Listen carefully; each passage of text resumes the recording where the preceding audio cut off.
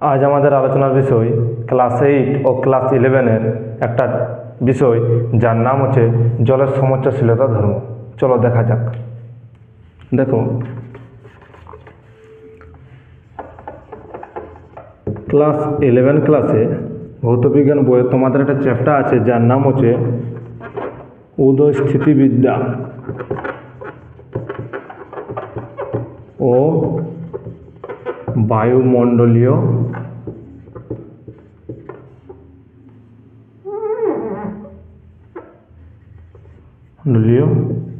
চাপ।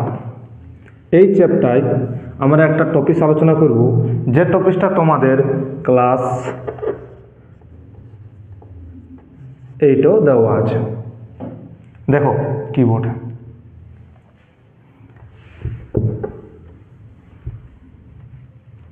সেটা হচ্ছে জলের সমুচ্চশীলতা ধর্ম। সমুচ্চশীলতা ধর্ম জানার পূর্বে আমরা কিছু জানবো জলের সম্পর্কে। দেখো কি জানবো আমরা?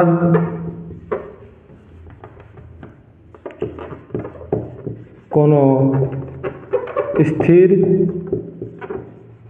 তরলের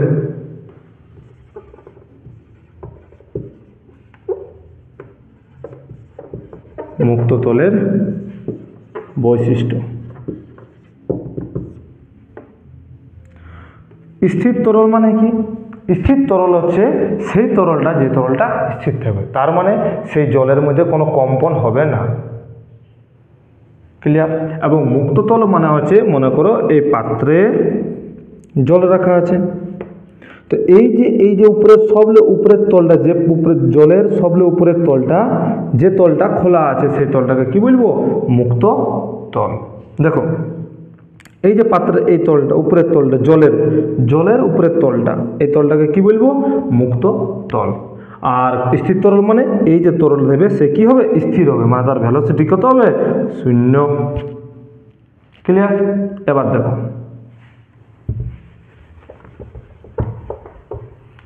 এই কোন স্থির তরলের বৈশিষ্ট্য, প্রথম বৈশিষ্ট্য কি জানবে? দেখো,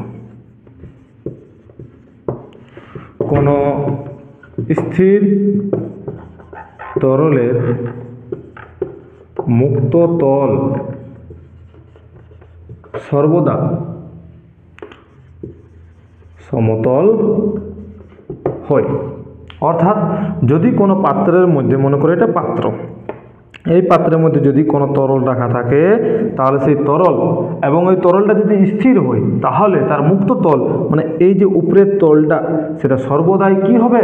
সমতল হবে। সমতল মানে সমান তল, মানে সেই তলের মধ্যে কোনো এমন উপর খাবড় থাকবে না, কোনো ঢেউ হবে না, সমতল হবে।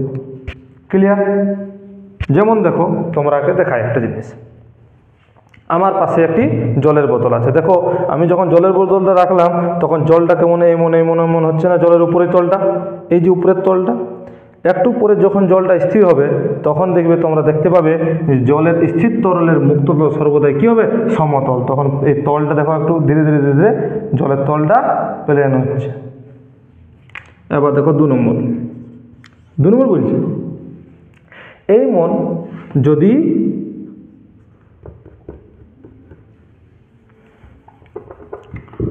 এই মতো কয়েকটি পাত্রকে যদি যুক্ত করা হয়, তো পরস্পর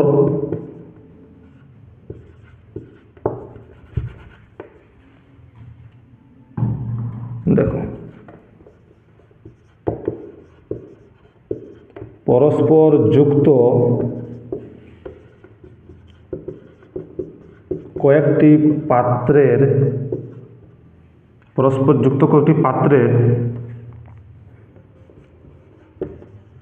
স্থির তরলের মুক্ত তল একই সমতলে থাকে। অর্থাৎ কি, এই যে পাত্রটা, এই পাত্রের সাথে যদি আমরা আরও পাত্র যুক্ত করি পরস্পর, তো সেই যুক্ত করলে প্রত্যেক পাত্রের যদি যে তরলটা স্থির থাকবে, এই যে স্থির তরলের মুক্ত তল একই সমতলে থাকবে। মানে কি, এর সাথে যদি আরও কয়েকটি পাত্র তুলি, তো এর মধ্যে এতটা জল আছে, তো ওর মধ্যে জলের উচ্চতা এতটাই হবে, এতটাই হবে, এর বেশিও হবে না, কমও হবে না। এখান থেকেই পাওয়া যায় জলের সমোচ্চশীলতা ধর্ম। অর্থাৎ সমোচ্চশীলতা মানে কি, সমান উচ্চতা। অর্থাৎ যদি কয়েকটি পাত্রকে পরস্পর যুক্ত করা হয়, তাহলে প্রত্যেক পাত্রের জলের উচ্চতা সমান হবে, না কি কম বেশি। দেখো, এইটাকে আমরা একটা ছবির সাহায্যে এখানে দেখব।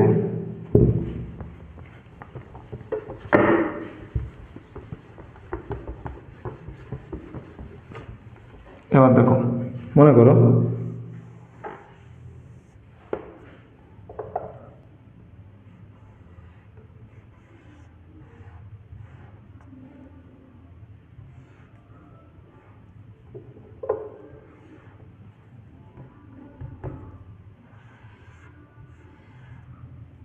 এবার দেখো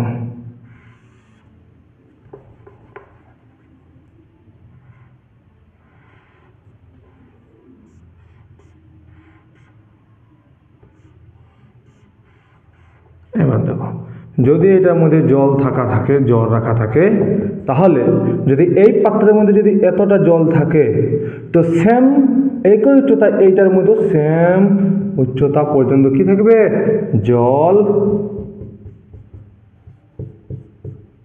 থাকবে।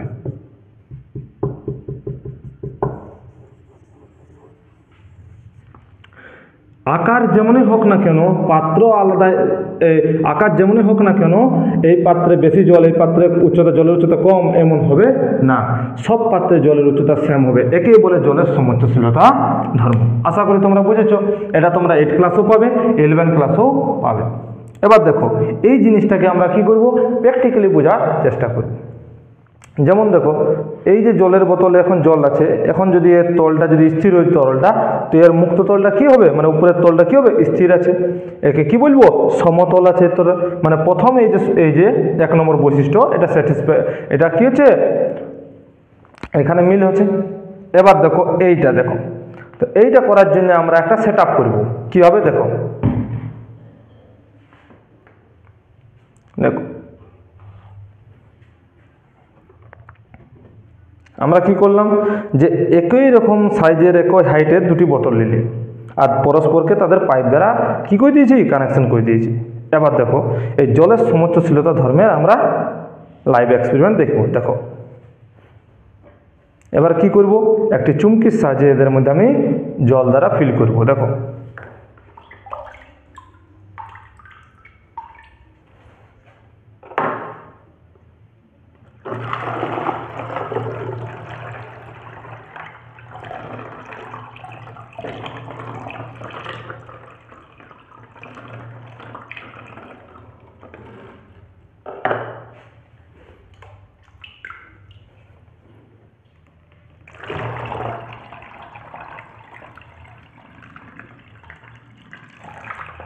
দেখো এর মধ্যে আমরা কিন্তু বেশি জল দিলি। দেখো, এর মধ্যে প্রথমে বেশি জল দিয়েছিলি। দেখো, এবার দেখো ঘোড়ায় এর উচ্চতা কী হলো, নিচের দিকে নেমে গেল।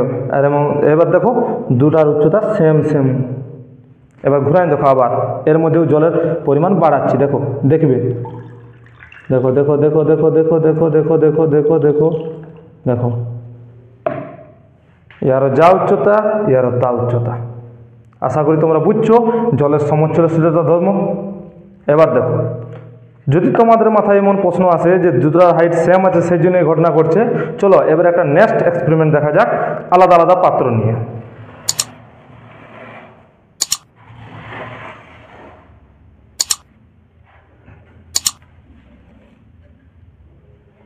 দেখো, তোমাদের জন্য মেহনত করে এত সুন্দর একটা পাত্রের সেট আপ বানাচ্ছি। দেখো, এবার দেখো,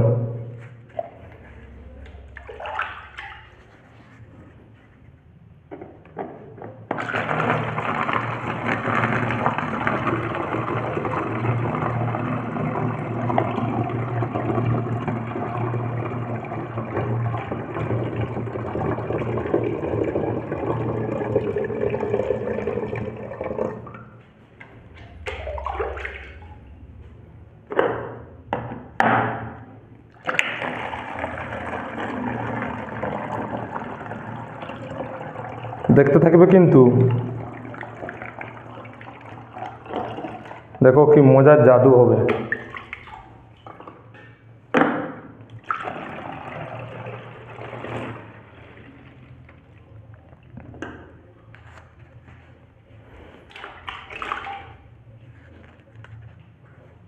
এবার দেখবে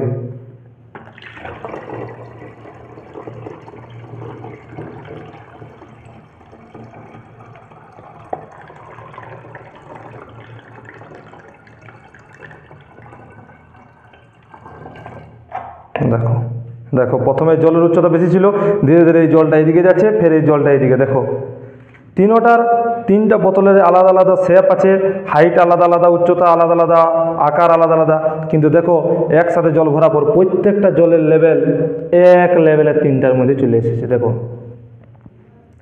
অর্থাৎ তোমাদের যদি মনে হয় যে পাত্রের আকার সেম তার জন্য এটা হচ্ছে, কিন্তু না, আকার আলাদা আলাদা হলেও প্রত্যেক লেভেলের প্রত্যেক জলের উচ্চতা কী হবে, এখান থেকে জলের উচ্চতা, এই উচ্চতা সেম হবে। একেই বলে সমুচ্চশীলতা ধর্ম, অর্থাৎ সমান উচ্চতা জলের। আশা করি তোমরা লাইভ এক্সপিরিয়েন্সের সাথে এই পুরা টপিকটা বুঝতে পেরেছ। অবশ্যই ঠিক। রাধে রাধে।